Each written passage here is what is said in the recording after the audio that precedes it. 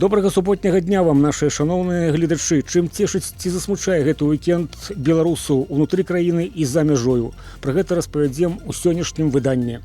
Пра што канкрэтна? Еўропа зноў зрушыла на Лукашэнку хвалю хейту. Напярэдадні гадавіны выбараў 2020 года дыктатара ганебна апусцілі, нагадаўшы, хто ён такі ёсць на самой справе вачыма вольнага сучаснага свету. Рэжым прыцягвае вайну. Навошта, каля ўкраінскай мяжы ствараюць новую брыгаду, і ці давядзе гэта да абвяшчэння сапраўднай нетрэнавальнай паветранай трывогі ў Беларусі? Паліўны крызіс на парозе. Расія высмоктвае беларускі бензін, а Лукашенко незадаволены аб'ёмамі паставак залатога паводле коштаў паліва ў Расію. Беларусам рыхтавацца да дэфіцыту. Забарона Еўраньюз у Беларусі выклікала ў Еўропе хвалю абурэння і падтрымкі свабоды прэсы. Рашэнне рэжыму Лукашэнкі затаўраваць Еўроньюз як экстрэмісткае СМІ не з'яўляецца праявай сілы. Гэта прызнанне страху.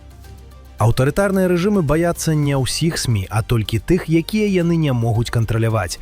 Рэжым баіцца незалежнай журналістыкі, бо яна ўзбройвае свабодных грамадзянаў фактамі замест прапаганды. Там, дзе няма свабоды, незалежная журналістыка вельмі хутка пачынае падазравацца ў экстрэмізме. У гэтым сэнсе крок рэжыму Лукашэнкі не стаў сапраўдным сюрпрызам. Аднак для беларускай грамадзянскай супольнасці гэтае рашэнне цяжкі ўдар, бо азначае страту незалежнай крыніцы інфармацыі.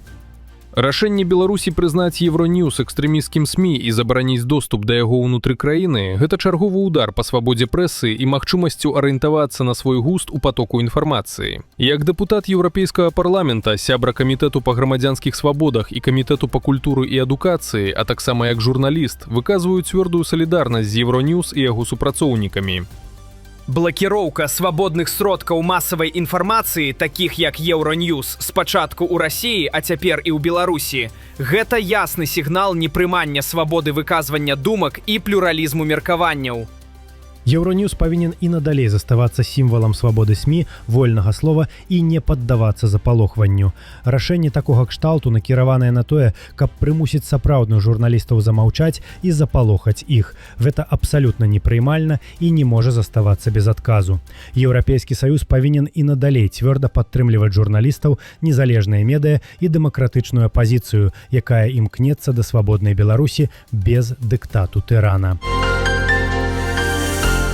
Тое, што ў Гомельскай вобласці Беларусі прыкладна ў 40 кіламетрах ад мяжы з Украінаю фармуецца новая спецыяльная брыгада, зусім не значыць, што Лукашенко можа аддаць каманду атакаваць суседнюю рэспубліку. Нават пры тым, што адзін батальён новай дэсантна-штурмавой брыгады ўжо укамплектаваны асабовым складам, а падраздзялення размешчанае паблізу Чарнігаўскай вобласці Украіны і Бранскай вобласці Расіі. Гэта не адкрывае карціну наконт сапраўднага прызначэння падраздзялення. Роман Светан, палкоўнік запасу ўзброеных сілаў Украіны, лётчык-інструктар і ваенны эксперт растлумачыў у эфіры канала 24, што гэтае новае злучэнне імаверна ствараецца не для наступу на Украіну. Паводле ягонай ацэнкі, Менск рыхтуецца да магчымай эскалацыі баявых дзеянняў у памежнай зоне і імкнецца абараніць уласную тэрыторыю ад пагрозаў, якія могуць заходзіць з боку России. Что такое Гомельская область? Это область, которая граничит с одной стороны с Черниговской областью Украины, а с востока с российской Брянской областью. Исходя из возможностей россиян, допустим, как-то начать, если у них это в голову придет, так сказать, боевые действия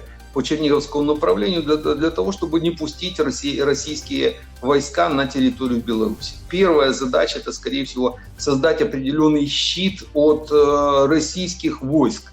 И надо что же понимать, Беларусь это что же понимает? Российские войска – сборная солянка. Если они будут увеличивать определенный контингент в том же Климово и Клинцах, то часть этих россиянцев этой сборной солянки будет заползать это с оружием на белорусскую землю. Естественно, для них важно выстроить, конечно, эту систему обороны со своей стороны от россиян.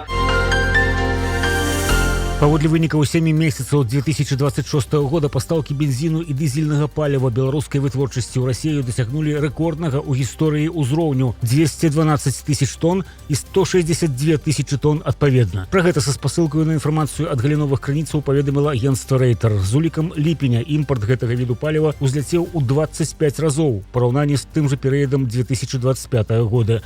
Дызель узрос у аб'ёмах паставак у 7 разоў. Мала таго, што экспарт магутны, так яшчэ ўвесь час час і ўзнімаюцца кошты бензіну, якія ўжо сягнулі завоблачных, і сквапны Лукашенко, схапіўшыся за залатую жылу, відаць, некалькі разоў пашкадаваў, што пачаў думаць пра будаўніцтва трэцяга блоку на БелАЭС раней, чым у ягоную макаўку прыйшла ідэя іншая, што лепей і выгодней было б сканструяваць яшчэ адзін нафтаперапрацоўчы завод, бо тыя аб'ёмы, якія пастаўляюцца, хоць разарвіся, не цягнуць нават на малую частку патрэбаў РФ.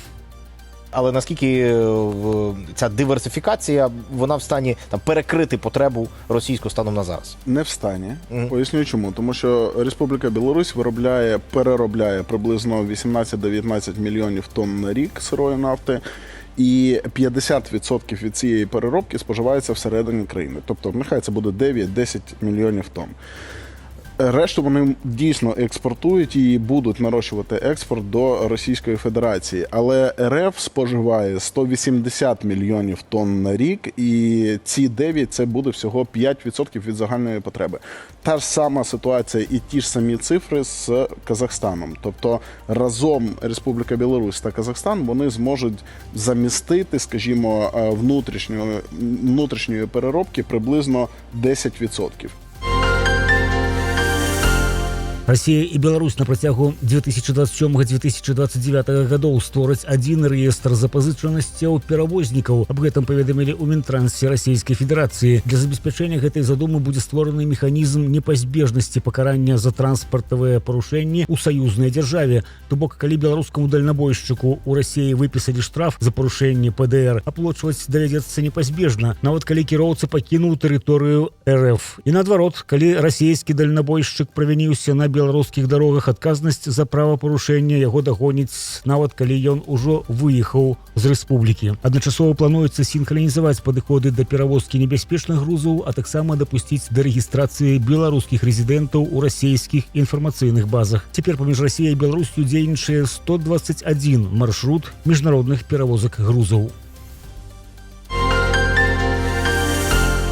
Дзяржаўны памежны камітэт Беларусі раптам заклапаціўся праблемамі тых, у каго пры знаходжанні за мяжою скончыўся тэрмін дзейнасці пашпарту. Была падстава. За апошнія некалькі сотняў беларускія памежнікі выявілі 2 спробы перасячэння пункта пропуску без сапраўдных дакументаў. У Берастаіцу 5 жніўня грамадзянка Беларусі прыбыла без беларускага пашпарту. Аналагічны выпадак здарыўся на памежным пераходзе Брэст. У выніку абедзве падарожніцы былі прыцягнутыя да адміністрацыйнай адказнасці ў выглядзе штрафу. Дзяржорганы папярэджваюць, у выніку заканчэння тэрміна дзеяння пашпарту, ягонага псавання альбо страты за мяжою варта звярнуцца ў амбасаду альбо консульства Рэспублікі Беларусь для атрымання пасведчання на вяртанне. Гэта, як сцвярджаюць памежнікі, дазволіць пазбегнуць адміністрацыйнай адказнасці і скараціць час пераходу мяжы. Так, усё правільна паводле закону, але што рабіць у выпадках, калі той, хто называе сябе гарантам закону, гвалтоўна выкідвае грамадзян краіны за мяжу, папярэдне загадаўшы гэбістам забіраць пашпарты ў людзей. У выпадку з таталітарнаю дзяржавою тут усё ж проста зваротам у амбасаду пытанне не вырашыш. Але не бяды, пачакаем, не шмат засталося ж. На Нехта Плюс было чарговае інфармацыйнае выданне. Дзякуем, што вы ўсцяж з намі і падтрымліваеце кампанію праз падпіскі, лайкі, каментары і звычайную перадачу інфармацыі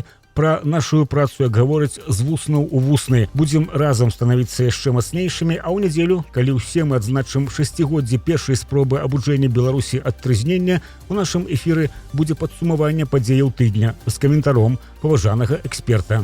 Дзякую за ўвагу, бывайце здаровыя.